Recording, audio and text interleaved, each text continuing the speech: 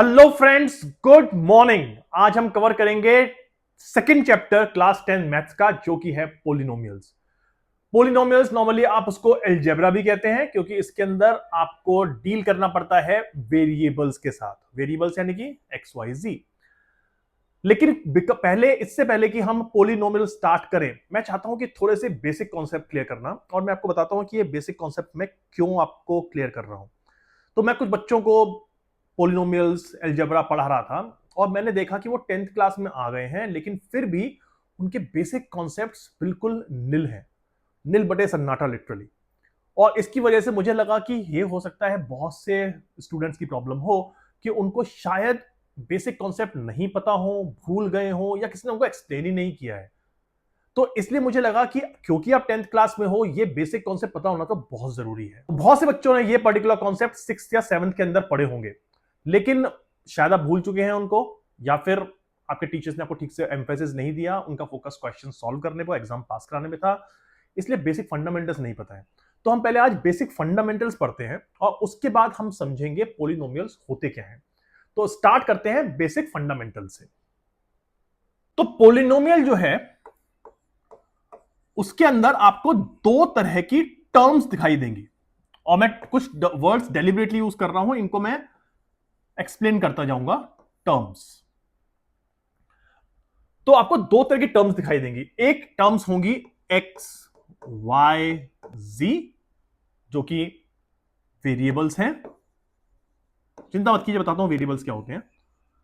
और दूसरे होंगे 2, 3, 5, 7, यानी कि नंबर, जिनको हम कहेंगे कोएफिशिएंट्स या फिर कांस्टेंट्स। कांस्टेंट्स एक इंपॉर्टेंट अप्रोप्रिएट वर्ड है इसके लिए। कोएफिशिएंट बता दो क्या डिफरेंस दोनों में।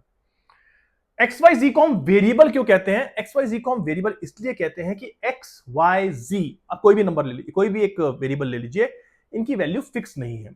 X can be equal to 0, x can be equal to 1, x can be equal to -1, और anything, for God sake any real number हो सकता है। लेकिन 2 की वैल्यू हमेशा 2 ही होगी। दो एप्पल, दो बनाना, दो फीमेल्स, हमेशा ऐसे ही होंगे। 3 की वैल्यू हमेशा पूरे यूनिवर्स में 3 ही रहेगी। 3 के अलावा उसकी वैल्यू कोई 4, 3.1, 2.9 नहीं हो सकती। इसलिए ये वैल्यूज कांस्टेंट होने की वजह से इनको कहा जाता है कांस्टेंट। जबकि एक्स और वाई की वैल्यू वेरी करती है कि उनकी वैल्यू क्या होगी उसके बेसिस पे, इसलिए इनको कहा जाता है वेरिएबल्स। तो पोलिनोमियल एक या एक से ज्यादा कांस्टेंट्स या एक से ज्यादा वेरिएबल से मिलकर बनता है। जरूरी नहीं है हर एक पोलिनोमियल के अंदर कांस्टेंट भी हो और वेरिएबल्स भी हो सकता है कुछ पोलिनोमियल्स में सिर्फ कांस्टेंट हो, कुछ में हो सकता है सिर्फ वेरिएबल हो। ऐसा भी हो सकता है। आपको अगर कंफ्यूजन हो रहा है, मैं समझाता हूं आपको ये चीज दोबारा पूरे का पूरा अच्छे से, इसलिए आप चिंता मत कीजिए, मैं आपको पूरा समझाता जाऊंगा। लेकिन आपको पहले यह इंश्योर करना है कि आपको वेरिएबल और कांस्टेंट ये समझ में आ गया है। अब पोलिनोमियल क्या होता है? पोलिनोमियल वो होता है जिसके अंदर आपको कुछ इस तरह की टर्म दिखाई देती है, x plus 1, x square plus 3x plus 2, x cube plus x square plus 1, इस तरह से। इसके अंदर हर एक x1, x square, 3x, 2, x cube, x square and 1, ये सबकी सब जो इंडिविजुअल है, इनको हम कहते हैं टर्म्स। ये पोलिनोमियल की टर्म्स है, यानी कि इसके अंदर 2 टर्म है, इसके अंदर 3 टर्म है, इसके अंदर भी 3 टर्म है। पोलिनोमियल जो है वो जरूरी नहीं है कि उसके अंदर वेरिएबल और कांस्टेंट दोनों के दोनों हो। एक्स, ये भी एक पोलिनोमियल है। 2, ये भी एक पोलिनोमियल है। एक्स के अंदर सिर्फ वेरिएबल है, कोई कांस्टेंट नहीं है। 2 के अंदर सिर्फ कांस्टेंट है, कोई वेरिएबल नहीं है। आपको एक चीज और ध्यान रखनी है, x raise power 0 is equal to 1, ये आपको याद होगा। 2 का मतलब है 2x रेस पावर 0, इसलिए यह भी एक पोलिनोमियल है। इससे पहले कि आगे बढ़े, मैं आपको एक और चीज क्लैरिफाई करना चाहता हूं कि पोलिनोमियल वही नंबर होते हैं जिनके अंदर वेरिएबल की एक्सपोनेंट एक होल नंबर हो। ये पोलिनोमियल की एक बहुत ही इंपॉर्टेंट और क्रिटिकल कंडीशन है। इसका मतलब क्या है कि x cube plus x square plus 2x plus 1 एक पोलिनोमियल है। क्यों? क्योंकि इसके अंदर वेरिएबल जो है x x x x, यहां भी x है, x इज पावर 0, उसकी एक्सपोनेंट जो है एक होल नंबर है, 3 एक होल नंबर है, 2 एक होल नंबर है, 1 एक होल नंबर है, और यहां पे x इज पावर 0 है तो 0 भी एक होल नंबर है। तो यानी कि होल नंबर होना जरूरी है। लेकिन अगर मैं इसको एक नंबर लिखूं, एक नंबर लिखूं 1 रेज पावर x प्लस 1, तो ये बेसिकली हो जाता है x plus 1 raise power minus 1। अभी मैं आपको एग्जांपल देता हूं, फिर हम दोबारा एक साथ कंक्लूड करेंगे। 1 raise power under root x, ये हो जाता है x रेज पावर माइनस 1/2, या फिर अंडर रूट ऑफ x, ये हो जाता है x रेज पावर 1/2। एग्जाम्पल 1,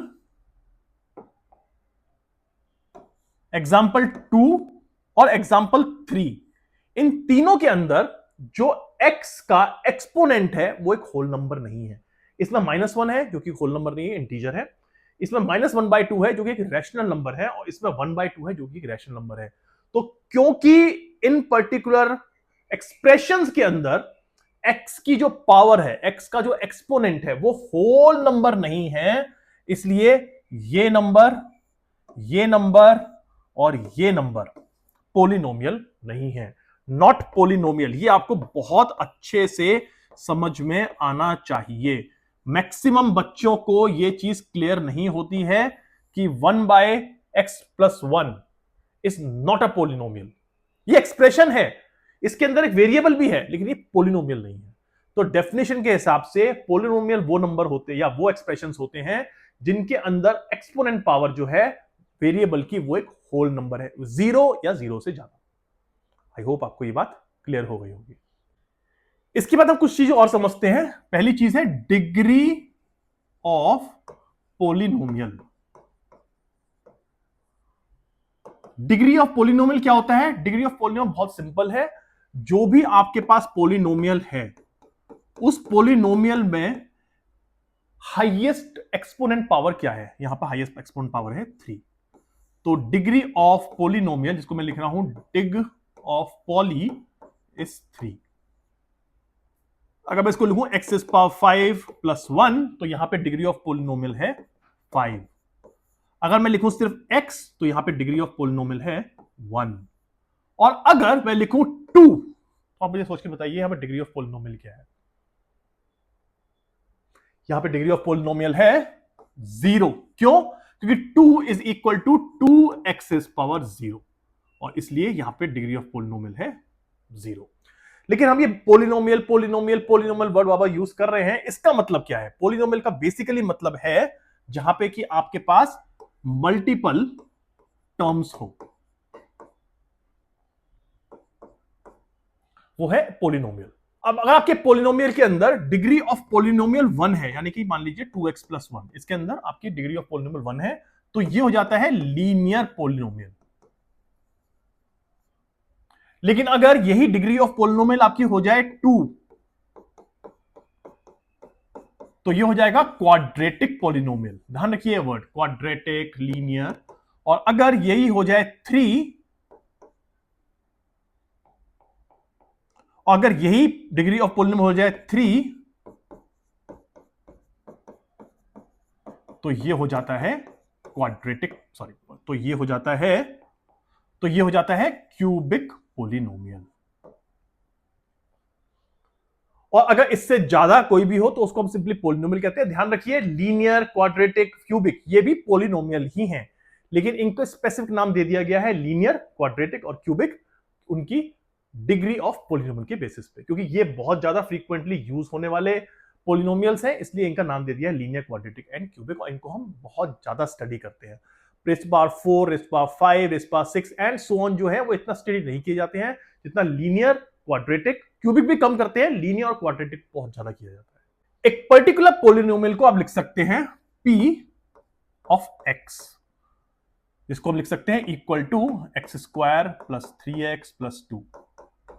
या फिर आप लिख सकते हैं Q of x, x plus 1, या फिर लिख सकते हैं R of y, y square plus 2y plus 5, या फिर लिख सकते हैं U of z, 3z plus 2। PQRS, इसका बेसिकली मतलब यह है कि आप डिफाइन कर रहे हैं एक फंक्शन और उसमें आप दे रहे हैं एक वेरिएबल जिसकी वैल्यू कुछ भी हो सकती है। इसी को अगर हम PX को लिखें तो इसका मतलब यह है P0, यानी कि X की वैल्यू है 0 और यहां पे आप X की वैल्यू 0 रखिए तो वो हो जाएगा 0 प्लस 0 प्लस 2, यानी कि P of 0 is equal to 2। लेकिन अगर मैं P की वैल्यू 1 रख दूं तो ये हो जाएगा P of 1 is equal to 1 plus 3 plus 2, that means 6। तो इसका मतलब यह है कि इस x की वैल्यू आप वेरी करेंगे, उससे आपको p इस फंक्शन की वैल्यू जो है वो डिफरेंट डिफरेंट मिलेंगी। तो इसलिए हम इसको लिख सकते हैं p of x, q of x, r of x, u of x। आपकी श्रद्धा है, आप क्या लिखना चाहें कुछ भी लिख सकते हैं आप, लेकिन ये इंपॉर्टेंट है आपको लिखना p of x, q of x का मतलब ये है कि p फंक्शन x की डिफरेंट वैल्यूज पे डिफरेंट डिफरेंट वैल्यूज देगा, जो कि हमने यहां पे इन दो एग्जांपल से समझी और देखी। अब हम समझते हैं कुछ बेसिक फंडामेंटल्स पॉलिनोमियल्स के या अलजेब्रा के, जो कि आई एम श्योर आपको पता होंगे, और अगर आपको पता है तो आप ये पर्टिकुलर टॉपिक पूरा का पूरा स्किप कर सकते हैं, क्योंकि मैं यहाँ पे बहुत ही बेसिक पढ़ाने जा रहा हूं जो कि आपको 6th क्लास में पढ़ाए गए होंगे। तो नॉर्मली हम x, y, z इनको यूज करते हैं वेरिएबल्स की तरह, यानी कि जैसे कि आपकी इक्वेशंस होगी x plus 1, 2y square plus 3y plus 7, z cube plus 2z square plus z plus 9, ये इस तरह से आप यूज करेंगे XYZ वेरिएबल्स। लेकिन a, b, c ये नॉर्मली यूज किए जाते हैं कोएफिशिएंट्स की जगह। कोएफिशिएंट्स क्या होते हैं? कोएफिशिएंट्स होते हैं, अगर मान लीजिए आपका इक्वेशन है 2x square plus 3x plus 1, तो इसमें x स्क्वायर का कोएफिशिएंट है 2, x का कोएफिशिएंट है 3 और कांस्टेंट है 1, तो ये है कोएफिशिएंट। लेकिन हम नॉर्मली अगर जेनरिक फॉर्म में इक्वेशन लिखते हैं तो उसको ऐसे लिखते हैं ax प्लस b, जिसमें कि x का कोएफिशिएंट है a, कांस्टेंट है b, या फिर ax square plus bx plus c, जिसमें कि x स्क्वायर का कोएफिशिएंट है a, b का x का कोएफिशिएंट है b और कांस्टेंट है c। तो नॉर्मली जो एक बेस्ट प्रैक्टिस है उसमें XYZ को यूज किया जाता है वेरिएबल की तरह और ABC को यूज किया जाता है कोएफिशिएंट की तरह। तो मैं आपसे ये सजेशन है कि जब भी आप कोई वेरिएबल डिफाइन करें तो आप उसको XYZ ही डिफाइन कीजिएगा, ABC मत कीजिएगा। मैं ये नहीं कह रहा कि ABC को आप वेरिएबल की तरह डिफाइन नहीं कर सकते, पर जो प्रैक्टिस नॉर्मली एकेडमिशियन या फिर स्टूडेंट्स यूज करते हैं वो ये होता है कि ABC कोएफिशिएंट की तरह यूज किया जाता है, जबकि XYZ यूज किया जाता है वेरिएबल की तरह। नेक्स्ट हम देखते हैं कि एक वेरिएबल और एक कांस्टेंट, इनको आप ऐड नहीं कर सकते। क्यों? क्योंकि वेरिएबल की वैल्यू डिफाइन नहीं है जबकि कांस्टेंट की वैल्यू डिफाइंड है। तो x प्लस 2 अगर आप करेंगे तो इसका मतलब कुछ नहीं है, इसको आप ऐड नहीं कर सकते। ऐसा नहीं कि आप इसको लिख देंगे 2x, नहीं, x plus 2 is not equal to 2x, x plus 2 is x plus 2। आपको समझ में आ गया होगा। दूसरा सिमिलर वे में अगर x माइनस 2 है तो उसको भी आप x माइनस 2 ही लिखेंगे। बस एक वेरिएबल और एक कांस्टेंट को आप ना ऐड कर सकते हैं ना सब्ट्रैक्ट कर सकते हैं, इनकी वैल्यू हमेशा अलग रहती है। लेकिन एक कांस्टेंट और एक वेरिएबल को आप मल्टीप्लाई कर सकते हैं, तो यानी कि 2 into x is equal to 2x। क्यों? बता लो कैसे। देखिए मान लीजिए आपका कोई वेरिएबल है p of x is equal to x plus 1, और मैं निकालता हूं p of 1 is equal to कितना आएगा 1 प्लस 1 यानी कि 2। अब मैं इस पर्टिकुलर x प्लस 1 को ट्वाइस 2 से मल्टीप्लाई कर दूं, 2x प्लस 1, तो ये हो जाएगा 2x प्लस 2, और मैं अब निकालूं p ऑफ 1, तो 2x प्लस 1 में हो जाएगा 2 plus 2 which is equal to 4। तो अब देखिए पहले जब मैंने P1 निकाला था तो था 2, अब मैंने 2 से मल्टीप्लाई करने पर जब P1 निकाला तो है 4, जिसको डबल हो गया है, तो इसलिए आप 2 इंटू एक्स को 2x लिखेंगे। ये समझ में आ चाहिए आपको कि एडिशन और सब्ट्रैक्शन में वेरिएबल और कांस्टेंट अलग अलग रहते हैं, जबकि मल्टीप्लिकेशन और डिवीजन में आपके कांस्टेंट एक साथ हो जाते हैं, यानी कि x/2, अगर आपके पास 2x/2 है तो इसमें से 2 से 2 कैंसिल हो जाएगा, ये बच जाएगा x। तो आपको ये ध्यान रखना है कि वेरिएबल और कांस्टेंट के बीच में किस तरह से रिलेशनशिप डिफाइन होता है एडिशन सब्ट्रैक्शन में और डिवीजन और मल्टीप्लिकेशन में। इसके साथ साथ अगर आपके पास दो डिफरेंट वेरिएबल्स हैं x और y, तो अगर आप इनको ऐड करना चाहें तो ये ऐड नहीं होंगे, क्योंकि ये दोनों डिफरेंट वेरिएबल्स हैं, इनकी वैल्यूज डिफरेंट है बिल्कुल।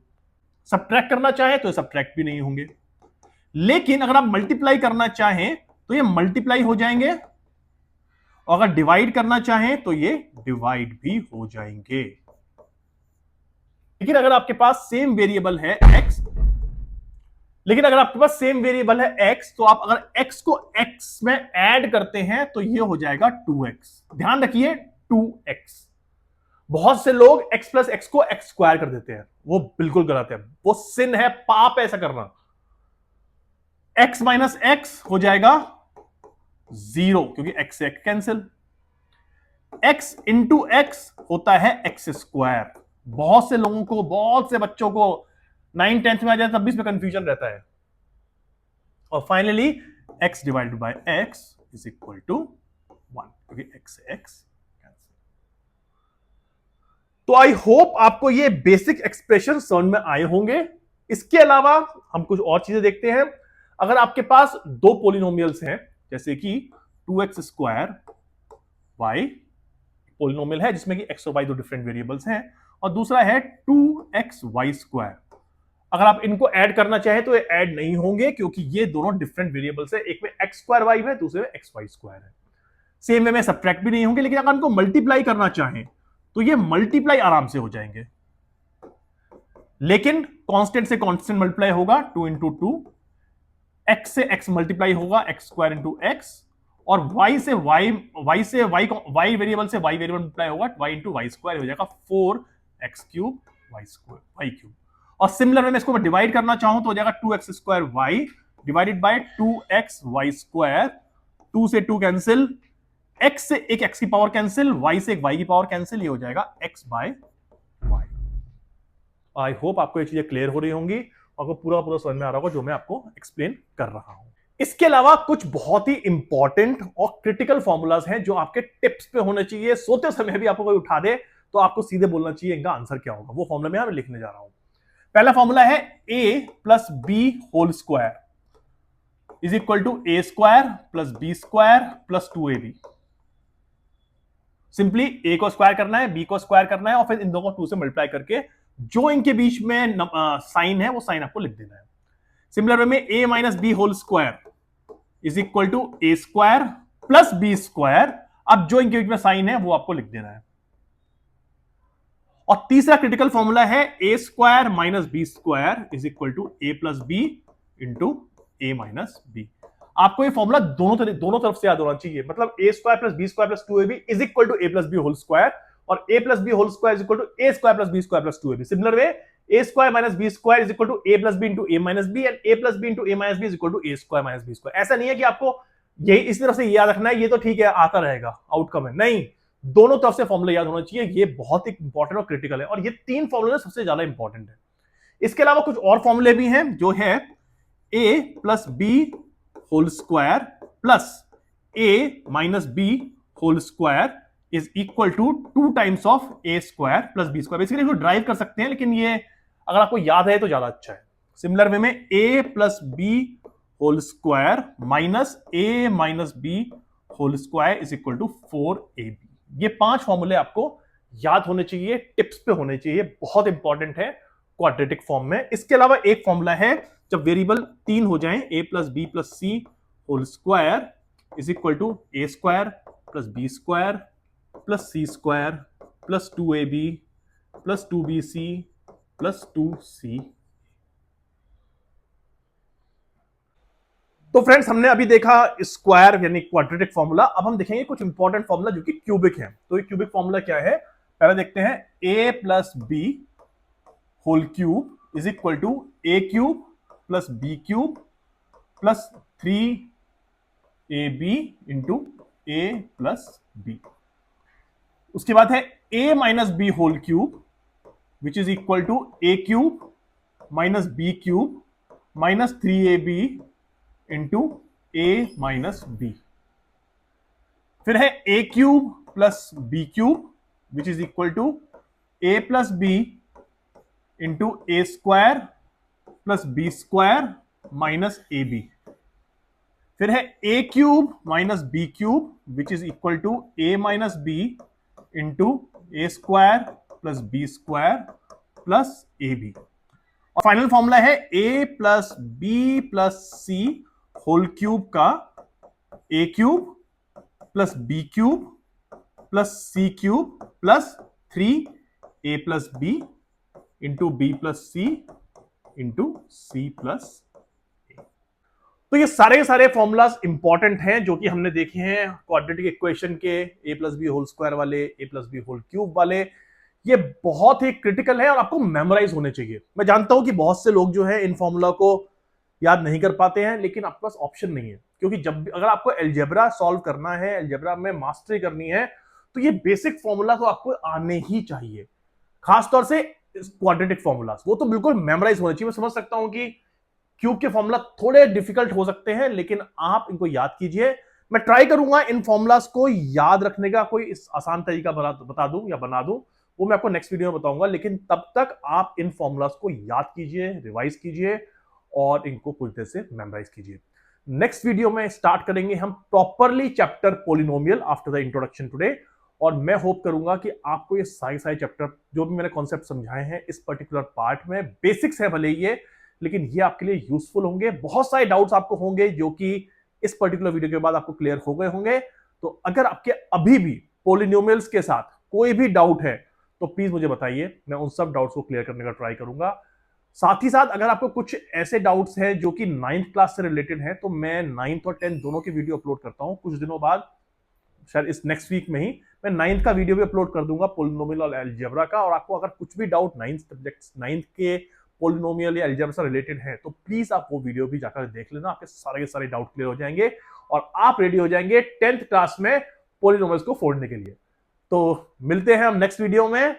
Till then have a good day, take care of yourself.